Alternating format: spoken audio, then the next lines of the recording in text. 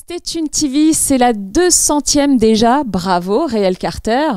Du coup, c'est un honneur de faire partie de cette émission. Longue vie, Stay Tuned TV. À bientôt.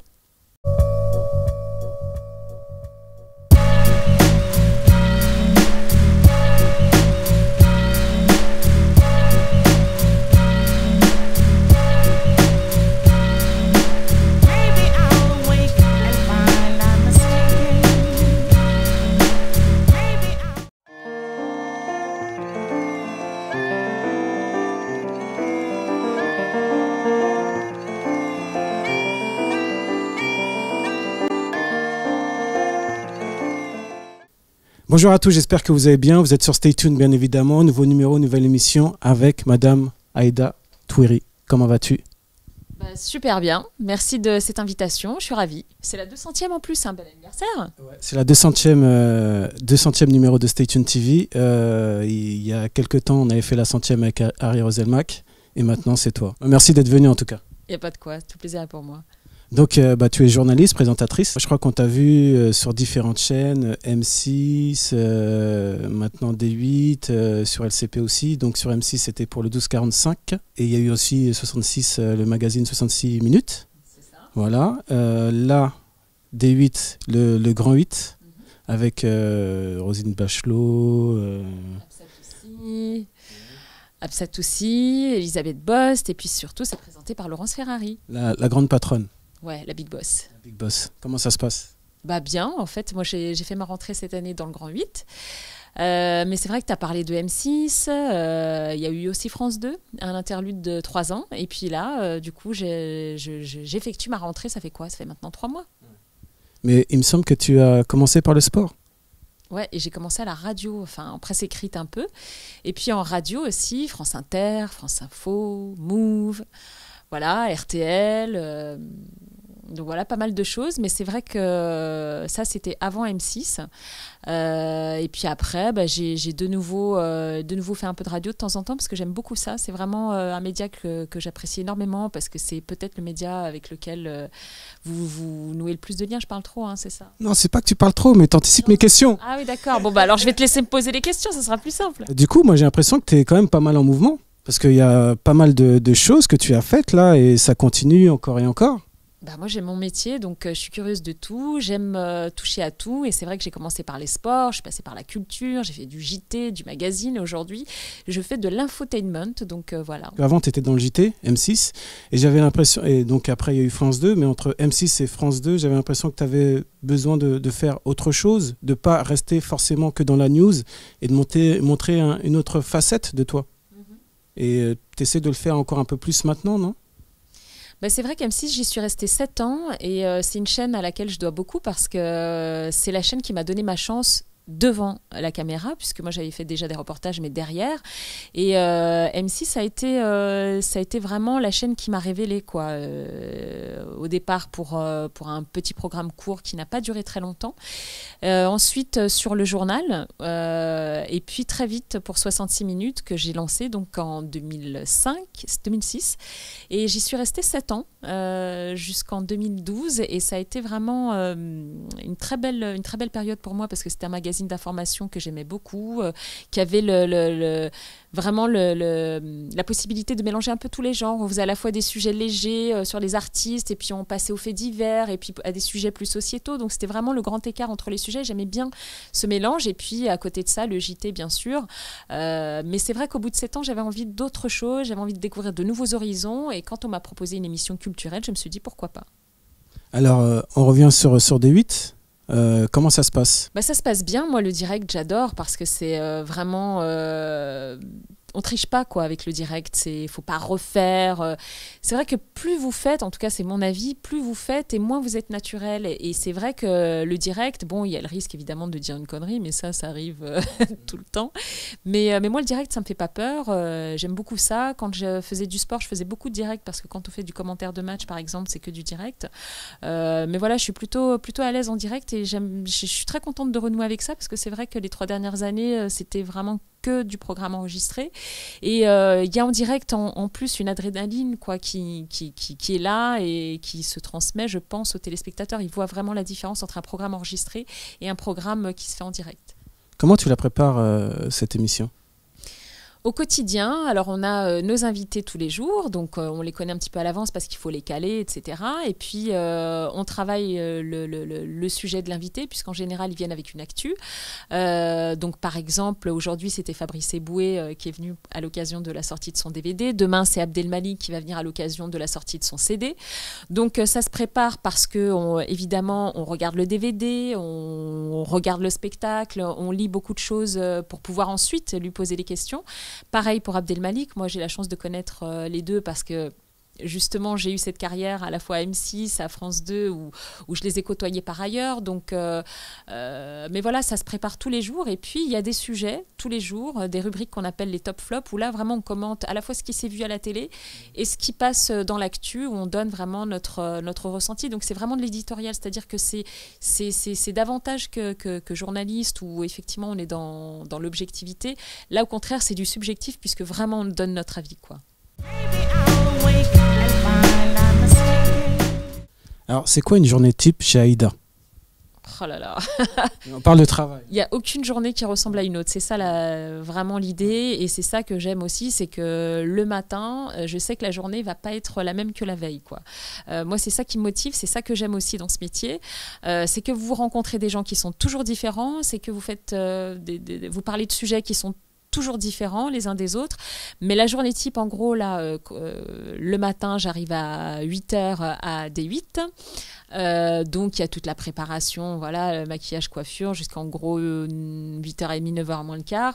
Ensuite on prépare les sujets qui vont être évoqués à partir de 10h30 en direct dans l'émission, donc l'émission jusqu'à midi, et puis après donc on prépare l'émission du lendemain. Mais comme j'ai d'autres activités par ailleurs comme LCP, on en reparlera. Voilà, donc la journée type, c'est préparer un petit peu tous ces rendez-vous à l'antenne. Alors, bon, ça fait longtemps que tu es sur le terrain. Est-ce que tu as des inspirations, des mentors, des gens qui t'ont inspiré dans ton travail ? Alors moi, en fait, j'ai pas vraiment eu de modèle quand j'étais gamine parce que des journalistes, j'en connaissais pas dans ma famille. Il y a personne qui faisait de la télé ou même de la radio. Enfin, vraiment, j'avais aucune personne de mon entourage qui était journaliste. Donc, il n'y a pas eu des rencontres clés ? Alors. Si, bien sûr, il y a eu des rencontres clés et c'est d'ailleurs ça qui m'a motivée parce que c'est vrai que quand vous rencontrez des gens qui croient en vous peut-être plus que vous en vous-même, ça vous met un sacré coup de booster, quoi. Mais bon, la chance que j'ai eue, c'est que moi, j'ai toujours aimé l'école, j'ai toujours eu le goût du travail. Je pense que c'est mes parents qui m'ont transmis ça. Et j'ai toujours aimé bosser, donc pour moi, c'est pas du tout un problème, quoi. Je suis, voilà, parfois je bosse jusqu'à 3-4 heures du mat, mais comme j'aime ça, ça me pose pas de problème. Oui, il y a eu des rencontres déterminantes pour moi. Il y a eu d'abord la Coupe du Monde de foot, où j'ai rencontré des gens qui m'ont vraiment donné cette envie en plus de faire des études de journalisme. Il y a eu la rencontre avec Marie-Hélène Sens, la directrice du bureau de RTL à Lyon, qui m'a prise en stage chez elle et qui m'a permis de faire vraiment du journalisme sur le terrain, puisque je ne pouvais plus continuer à aller à l'école. Ça coûtait trop cher. Et puis voilà, il y a eu plein de rencontres comme ça dans ma vie qui m'ont motivée et qui m'ont aidée à avancer. Tu parlais de Coupe du Monde, tu parles de Coupe du Monde 1998 ? C'est ça, en fait, moi j'ai toujours aimé le foot, quoi. Donc bien avant que la France soit championne du monde de foot, parce qu'en 97 déjà j'étais bénévole et je bossais déjà dans les stades. Et puis alors 98 pour moi c'était le Graal, quoi. C'était le rêve absolu que la France gagne une Coupe du Monde de foot. Ensuite ça a été effectivement un déclic qui m'a permis de faire du journalisme sportif. À l'époque on n'était pas nombreuses en tant que filles, il n'y avait pas énormément de journalistes sportives, mais j'ai vraiment adoré faire ça et aujourd'hui je renoue avec le journalisme sportif puisque je vais participer à la nouvelle émission d'Estelle Denis.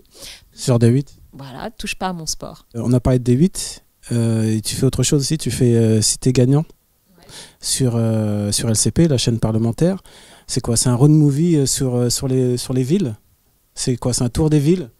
En fait, c'est une émission que j'aime beaucoup parce que c'est du journalisme positif. En fait, c'est une manière de faire du journalisme autrement.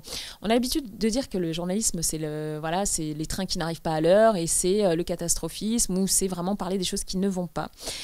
Et en fait, c'est vrai que quand on présente un JT, en général, on parle de voilà, combien de morts, des problèmes dans la société, etc. C'est vrai. Mais à côté de ça, il y a une autre forme de journalisme que moi, qui me tient à cœur, c'est parler des choses qui vont bien et surtout des gens qui se bougent pour changer leur quotidien. Et en fait, des gens comme ça, on se rend compte qu'on en connaît tous. Et il y en a autour de nous. Et je trouve que voilà, il faut les valoriser pour montrer qu'effectivement, certes, dans un quartier, il y a des problèmes, comme partout. Mais il y a aussi des gens qui œuvrent pour qu'il y ait des solutions à ces problèmes.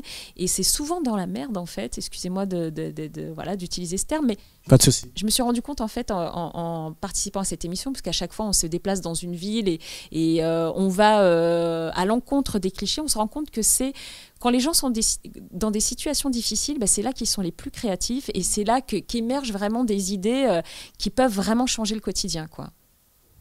Et donc, du coup, c'est tourné en combien de temps Alors, c'est une émission qui est tournée une fois par mois. Donc, chaque mois, une ville. Là, hier encore, j'étais à Orléans. Donc, le prochain numéro, ça sera à Orléans. C'est tourné en 3 jours, 26 minutes, une semaine de montage. Il n'y a pas très longtemps, je crois il y a quelques mois, on a fait l'interview d'Elisabeth Youngi. Et il y a une phrase qui m'a interpellé, je vais te la citer, tu me diras ce que tu en penses. Plus on gagne en audience, plus on perd en liberté. Qu'est-ce que tu en penses de ça ? Ça mérite réflexion, peut-être qu'elle l'a vécu. T'as fait un peu le relais, non ? Je veux dire... Oui, en fait, elle était sur France 2 avant que j'arrive. Bon, pas sur la même émission. Mais sincèrement, moi, j'ai pas eu le sentiment d'avoir été muselée. J'ai eu des millions de téléspectateurs sur M6. J'ai pas eu le sentiment d'avoir manqué de liberté. Mais voilà, après, c'est vrai que quand vous êtes dans un groupe privé, les audiences comptent davantage que dans un groupe public, quoique la différence est de moins en moins évidente en réalité. Toi, tu gardes un œil justement sur les audiences ? Honnêtement, c'est pas ce qui m'intéresse le plus, quoi. Moi, ce qui m'intéresse, c'est de faire une belle émission et puis que les gens la regardent, évidemment. Mais je suis pas là, les yeux rivés sur les chiffres à 9h du matin, savoir combien on a fait, non. On va parler des médias. Qu'est-ce que tu penses un peu de la diversité ? Est-ce que tu penses qu'elle est bien représentée, selon toi, à travers les médias ? Je vais être honnête avec vous. Sois honnête. Ouais. On est là pour parler Ouais. en toute sincérité. Non, j'en ai un peu marre qu'on me pose la question, en fait. Parce que j'ai l'impression que ça serait presque réducteur, quoi. C'est vrai, c'est une question qu'on a beaucoup posée en 2005 suite aux émeutes des banlieues parce qu'effectivement, on s'était dit pourquoi. On avait essayé de s'interroger sur les raisons de la révolte et on s'était aperçu, comme par hasard, que la télévision n'était peut-être pas le reflet de la société. Ça, c'était 2005. On est en 2015 aujourd'hui et j'ai le sentiment, moi personnellement, parce que j'ai été dans des rédactions où vraiment ça a changé. Je pense à M6, par exemple, quand je suis arrivée, il n'y avait pas énormément de personnes issues de l'immigration. Mais quand je suis partie d'M6, 7 ans plus tard, sincèrement, il y a eu vraiment du progrès, quoi. J'attribue pas ça forcément à, à une directive. Il n'y a pas de politique de quotas, mais c'est la société qui veut ça, quoi. Je veux dire, aujourd'hui, quand vous allez dans les écoles de journalisme, c'est un peu plus diversifié. Pas encore assez, mais un peu plus. Et moi, ce qui me gêne aujourd'hui, c'est qu'on réduise une personne à son origine ethnique. On n'est pas plus bête que les autres. Je veux dire que pour moi, la première discrimination, elle est sociale, en fait. C'est-à-dire que si vous grandissez dans un quartier, statistiquement, vous avez moins de chances que d'autres d'aller à Sciences Po ou dans d'autres grandes écoles. Et ce n'est pas une question de couleur de peau à ce moment-là. Parce que si vous êtes fils de diplomate gabonais ou sénégalais, a priori, si vous êtes dans la bonne école, vous avez les mêmes outils que les autres. Mais voilà, pour moi, ce n'est plus une question aujourd'hui. Enfin, j'aimerais que ça ne soit plus, en tout cas. Radio ? Parce que là, aujourd'hui, tu n'en fais plus. Ça te titille un petit peu ou pas ? De revenir un petit peu à tes premiers amours, finalement. Ouais, c'est vrai, j'en ai fait pas mal. C'est par là que j'ai commencé. Ça me manque un peu, c'est vrai. Mais en même temps, j'ai d'autres projets. Donc, c'est vrai qu'il voilà, faut être un peu raisonnable, quoi. J'ai des nouveaux rendez-vous en plus qui arrivent. Donc, ouais, j'aimerais refaire de la radio. Mais voilà, je pense qu'il faut attendre le bon moment aussi. Il faut être prêt. On écoute quoi chez Aïda ? Comme musique ? Ah bah oui, musique.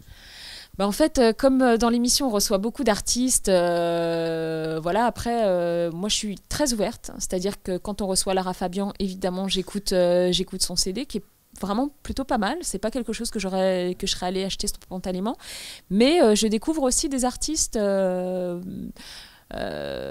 Toujours avec un œil neuf, mais chez moi, alors C'est plus chez toi, c'est plus chez toi. Et ou dans la voiture. bah non, le dernier truc que j'ai téléchargé, c'est le dernier album de Major Lazer, par exemple, où c'est Sonlux, Easy, c'est des musiques comme ça. Parfois, j'écoute à la radio et je télécharge direct, je Shazam et je télécharge.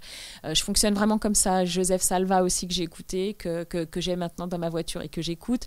Donc, je suis plutôt éclectique, mais je fonctionne vraiment sur le coup de cœur musical, quoi. Est-ce que tu as des albums références? Bon, en ce moment, ouais, c'est Major Lazer. Après, l'album référence Michael Jackson, évidemment, l'intégrale de Michael Jackson, l'intégrale de NTM. Voilà, je dois avoir du IAM aussi, forcément, l'intégrale. Voilà, plutôt hip-hop. Après, je me suis refait récemment une culture plus, on va dire, plus... que j'avais pas forcément eu plus jeune, c'est-à-dire que j'ai racheté du Brassens, j'ai racheté du Barbara, j'ai racheté du Brel, voilà, c'est pas des chansons auxquelles j'étais familière, quoi. Donc j'ai vraiment reconstitué une bibliothèque musicale, ouais, comme on dit, une discothèque. Quel est ton meilleur souvenir à travers tes émissions, à travers tes rencontres, et le mauvais? Mon meilleur souvenir de journaliste, c'est sans hésiter lorsque je suis allée en reportage pour 66 minutes au lendemain du départ de Ben Ali en Tunisie. Donc moi, étant d'origine tunisienne, j'ai vraiment vécu de l'intérieur les tout débuts du printemps arabe là-bas, quoi. Et ça a été vraiment un choc parce que j'étais allée en Tunisie quelques mois auparavant et encore quelques mois auparavant, on ne pouvait pas parler de Ben Ali, même en famille, quoi. Et lorsque j'y suis allée, j'ai vraiment vu un pays en état de siège parce qu'il y avait le couvre-feu, parce que dans les rues, c'était des militaires, des chars d'assaut. J'avais jamais vu de chars, moi, en Tunisie. Donc, et j'ai débarqué là-bas, vraiment, je sentais que le pays était en train de basculer, quoi. C'était soit dans le bon sens, soit dans le mauvais sens. C'est-à-dire qu'on sentait vraiment que les heures qui suivaient le départ de Ben Ali étaient cruciales, c'est-à-dire soit on basculait dans la guerre civile, soit au contraire on était dans une espèce d'accalmie, de transition politique, et ça a été le cas, et vraiment pour moi c'était extrêmement fort d'aller là-bas, et le reportage qui a été diffusé ensuite, on m'en parle encore aujourd'hui. Et le souvenir le plus douloureux ou voilà, le plus douloureux, ou celui qui est négatif pour toi? Oh là là, il y en a quelques-uns quand même. Il y a des souvenirs assez anecdotiques, comme mes débuts quand j'étais à l'équipe TV à Lyon, où en fait, j'avais pas compris que je devais aller en montagne à Tignes sur un glacier, faire un reportage, et donc j'y suis allée en jean, quoi. Donc j'ai pleuré de froid. Ça fait partie des mauvais souvenirs, parce que je vous assure que voilà, rester debout à 3000 mètres en jean, c'est hyper douloureux. Sinon, il y a effectivement des rencontres qui sont pas forcément agréables, des personnes, voilà, que vous avez peut-être idéalisé un peu avant de les rencontrer, et puis une fois que vous faites l'interview, vous vous dites bon bah super, c'était mieux en fait à la télé. Tu peux lâcher des noms, hein. Ouais, je peux lâcher des noms. Après, bon, je pense que c'était flagrant parce que le reportage qui a été réalisé après était pas forcément, enfin, reflétait vraiment ce qui s'était passé dans le sujet. C'était mon interview avec Bruce Willis, qui est arrivé vraiment, c'était pour 66 minutes à l'époque. Et c'est vrai que bon, on avait vraiment préparé l'interview. Alors, ces attachés de presse américains étaient très voilà, alors qu'est-ce que vous allez lui évoquer comme question? Alors en plus, comme c'était une interview, on montrait des photos où il était censé réagir aux photos pour raconter son histoire. Il n'y avait rien de touchy, et en fait il n'a pas du tout joué le jeu. C'est-à-dire que je lui montrais une photo, il me disait bon ben voilà, c'est un harmonica. Ok, merci. En fait, l'harmonica, c'est parce qu'il en joue, c'est parce que c'est un passionné de musique normalement, mais il a fait vraiment le mec qu'on n'avait rien à faire, quoi. Donc bon, alors je suis peut-être tombée dans un mauvais jour, ça arrive aussi, hein, mais c'était assez douloureux, ouais. Je vois que tu es une fan des réseaux sociaux, Twitter, Facebook, Instagram. Tu les gères? Ah ouais, je gère, moi personnellement, après la grande question en ce moment, c'est est-ce qu'il faut ou pas avoir Snapchat?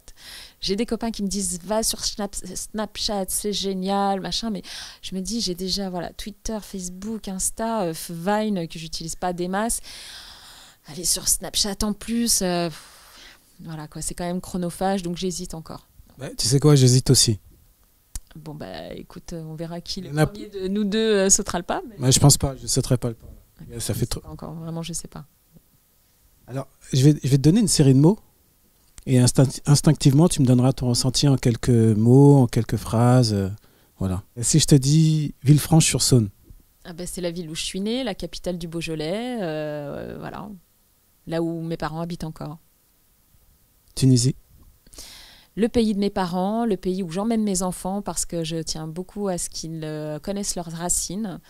Et voilà, je souffre un peu pour la Tunisie en ce moment et je vais y retourner donc cette semaine pour faire un reportage justement sur les 5 ans du printemps arabe et voilà, et essayer de rencontrer des personnes qui vont malgré tout en Tunisie, malgré tout ce qu'on dit, malgré ce qui s'est passé. si je te dis ambitieuse, Ambitieuse plutôt que carriériste, je sais ce que je veux, je sais ce que je veux pas et ce qui me motive vraiment, c'est le plaisir. Si je prends pas de plaisir dans ce que je fais, je ne le fais pas. Oprah Winfrey, Un modèle de réussite. Dommage qu'on n'en ait pas en France. bah, ça va venir. Bah, j'espère. Le terrain, Ah, c'est mon ADN. Moi, c'est de là que je viens et je ne tiens pas à perdre le contact avec le terrain parce que quand vous présentez, c'est bien, mais vous êtes quand même en studio, dans un cocon, tout ça. Et je pense qu'il ne faut pas, quand on est journaliste, il ne faut pas perdre le contact avec le terrain, quoi. Il faut savoir de quoi on parle, quoi, quand on en parle, justement. rêve, Hmm. Un rêve. Oh là là, vous me posez une colle parce qu'il y en a plein, mais si je dois en serrer un, peut-être écrire un livre un jour, écrire ce que j'ai en tête. Paris, Paris, la plus belle ville du monde, c'est un cliché de dire ça. Mais ce qui est vrai, c'est qu'à Paris, vraiment, on a une richesse culturelle, on s'en rend pas forcément compte. Mais quand moi qui ai beaucoup voyagé, qui voyage beaucoup dans le monde, je me rends compte que Paris, enfin vraiment, on découvre toujours quelque chose dans Paris. Il y a toujours une sortie à faire, un spectacle à aller voir, un bâtiment qu'on n'a pas vu, un détail architectural qui nous a échappé. Mais voilà, c'est vraiment une ville que j'adore. avenir, Avenir, il reste à écrire. le sport, Ah, le sport, j'adore. course à pied, Toujours, course à pied. Ma dernière course, c'était les 20 km de Paris où j'ai fait un chrono de merde. Mais voilà, je me rattraperai peut-être l'année prochaine, on verra. Peut-être un semi-marathon cette année, je ne sais pas encore, faut voir. famille, Ma famille, ma bataille. La famille passe avant tout. psychologie, La psycho, très intéressant. Très intéressant.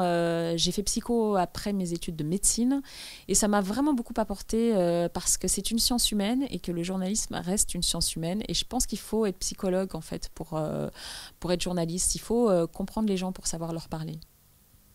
Alors, je vais revenir sur une question que je t'ai pas posée, qui était prévue pour le début. C'est, depuis toute petite, tu voulais être journaliste? Pas vraiment, non, parce que encore une fois, j'avais pas de modèle de journaliste, donc non, moi j'ai plutôt suivi les conseils de mon père qui voulait absolument que je sois médecin, donc évidemment j'ai échoué lamentablement. Mais après mes études de médecine, voilà, je savais pas trop quoi faire et je vous dis, c'est à la faveur de la Coupe du Monde que j'ai découvert, enfin, que je me suis révélée parce qu'en fait, je me suis rendu compte après que ça avait été là, quoi, mais sans que je m'en rende compte véritablement parce que en fait. Pour tout vous dire, chez moi, on écoutait France Info beaucoup, mais vraiment, je me souviens très bien des chroniqueurs dans les années 90. À la fac de psycho, j'avais rédigé un journal avec des copains. Enfin voilà, il y avait eu plein de petits prémices comme ça, comme des petites pierres, mais j'avais pas fait le lien en fait. Il est venu plus tard avec le foot. Et maintenant, tes parents, ils disent quoi par rapport à ton parcours? Bah, je pense qu'ils étaient comme moi. Pour eux, c'était pas quelque chose voilà, auquel ils avaient forcément pensé, mais évidemment, aujourd'hui, ils sont fiers. Le mot de la fin, ça serait quoi? Non, le mot de la fin, ça va être une citation. Et c'est une citation de quelqu'un que j'aime beaucoup. C'est suivre son chemin. Alors, je ne saurais pas le dire vraiment, mais voilà, suivre sa destinée et croire en sa bonne étoile, quoi. C'est vraiment mon mantra. Moi, je ne fais pas de plan de carrière. S'il y a un truc que j'ai envie de faire, mais qui ne se fait pas dans l'instant, je me dis, c'est pas grave, c'est un mal pour un bien. Vraiment, je passe à autre chose, je me retourne pas, je me lamente pas, j'avance, quoi. Bah, merci pour cette belle note positive et encore merci d'être passé sur Stay Tuned pour la 200e. Ça fait vraiment plaisir. Bon anniversaire. Merci beaucoup. À bientôt. Au revoir.